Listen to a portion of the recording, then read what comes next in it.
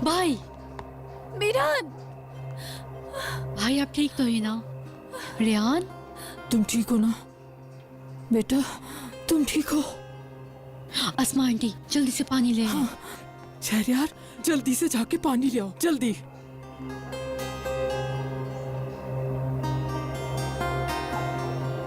मैंने तुम्हें क्या कहा था? कहा था ना कि हवेली छोड़ के मत जाना।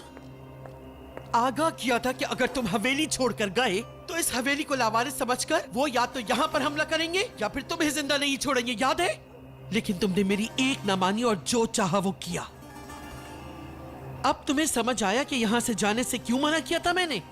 हाँ, अब समझ में आया? एक छत के नीचे साथ रहने पर मैं क्यों जोर दे रही थी? समझ में आया तुम्हें? बस कर दीजिए, बस और गुस्सा मत करें।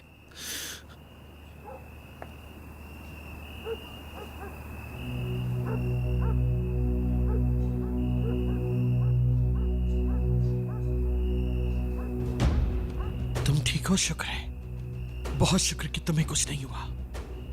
अब आगे क्या सोचा है तुमने? हाँ, बताओ मुझे मीरान। छोड़ेंगे नहीं। रेहान, चलो आ जाओ प्लीज।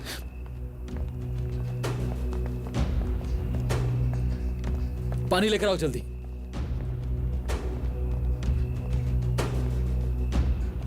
तुम समझते हो वो खामोश बैठेंगे? हाँ, तुम क्या समझते हो कि जिसने अपने खून पे रहम नहीं खाया वो अपने दुश्मन पर रहम खाएगा? आखिर यूं कब तक वापस आते रहोगे मीरान?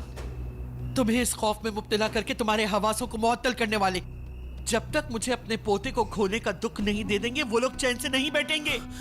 दादी जान, सारी बातें कर लीजिएगा प्लीज, लेकिन अभी नहीं। बात करने को अब कुछ बचा भी नहीं है। तुम्हारी वादा खिलाफियां और बेअमल नसीहतें बाकी रह गई हैं बस। कुछ समझ ही नहीं आ रहा। शादोलो वाले रेहान की मौजूदगी में ऐसा कैसे कर सकते हैं? मुझे तो लगता है किसी और ने किया होगा दादी जान। तो फिर ऐसा और कौन कर सकता है एलिफ? शादुलो के अलावा और कौन असलान बे के साथ ऐसा करने की जुर्रत कर सकता है? इनके खून में कातिल बनना लिखा है। खिजर शादुलो ने जिस तरह तुम्हारे माँ और बाप की जान ली थी, बिल्कुल उसी तरह उन्होंने तुम्हारे लिए जाल बिछाया। अब बस कर दें प्लीज। मेरे पापा कातिल नहीं है, ना उन्होंने किसी की जान ली है और ना ले सकते हैं। जो कुछ भी हुआ है उससे उनका कोई लेना देना नहीं। अगर भूल गई हो तो तुम्हें याद दिला दूं दुल्हन बेगम, तुम्हारे दादा और बाबा ने कई बार तुम्हारी जान लेने की भी कोशिश की। अपने हाथों तुम्हें मौत के मुंह में धकेल दिया। अगर मीरान वक्त पे ना पहुंचता तो तुम्हारी सांसें रुक गई होती। बस कर दे दादी जान। उन्हें इन जानों को लेने का हिसाब इस दुनिया में मुझे भी और अल्लाह को उस जहां में देना ही होगा। खामोश हो जाए, खामोश। आपको रेहान की हालत नजर नहीं आ रही? मीरान, तुम ये क्या कह रहे हो? तुम्हें हमारी फिक्र नहीं है? 2 दफा मौत के मुंह से वापस आए हो। अगर तुम्हें कुछ हो जाता, क्यों नहीं समझ रहे मीरान? क्यों नहीं समझ रहे? मीरान, तुम नहीं हो तो असलान में खानदान भी नहीं है, ये समझ लो। तो मैं समझ रहा हूँ गोनल, हर चीज से वाकिफ हूँ मैं। हमें अपनी जान की सलामती के लिए फिक्रमंद नहीं होना चाहिए क्या? मीरान, गोनल गलत कह रही है क्या? बताओ, फिक्र नहीं होगी क्या? जिस तरह तुम पर गोलियों की बरसात हुई है, इस तरह हम पर भी हो सकती है। मीरान, क्या चाहते हो, हम इस घर में कैद हो जाएं क्या? हाँ आंटी, अब तुम अजीजा मत बनो एलिफ। अब सब चुप रहेंगे और सिर्फ मैं बोलूंगी। सुना मीरान? बताओ मुझे क्या करेंगे और तुम इस बारे में क्या करोगे?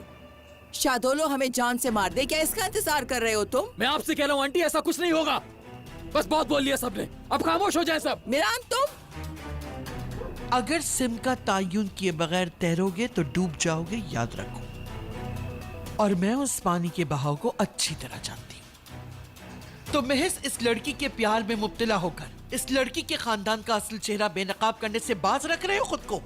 तो क्या मैं अपने खानदान के बर्बाद होने का इंतजार करूं? बहुत शुक्र है कि तुम दोनों बार उनके वार से जिंदा बचाए। मैं तीसरे वार का इंतजार नहीं करूंगी। अब चूंकि शादुलों ने जंग का आगाज कर ही दिया है तो फिर जान लो अच्छी तरह, ना तो कोई संग बाकी रहेगा और ना ही शानों पे कोई सर। फिरात, तैयार करो अपने आदमियों को। महमूद, गाड़ियां तैयार करके बाहर निकालो, हम फौरन रवाना होंगे।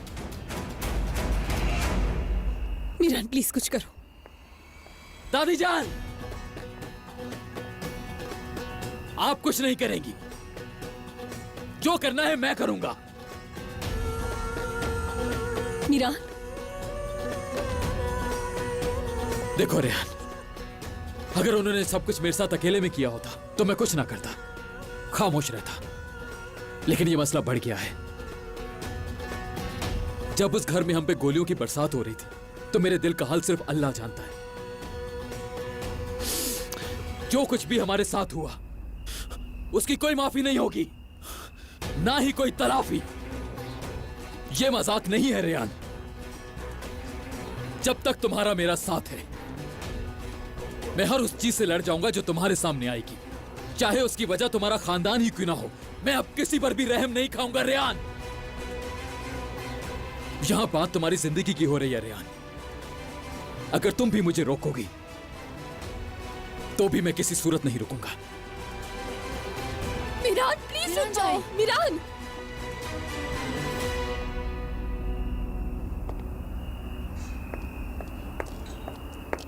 मैं तुम्हें नहीं जाने दूंगी।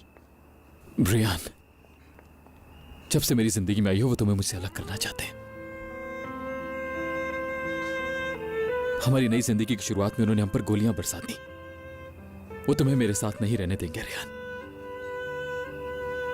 हमारा घर, हमारा आशियाना, हमारी ही कब्र बना देना चाहते हैं उसे।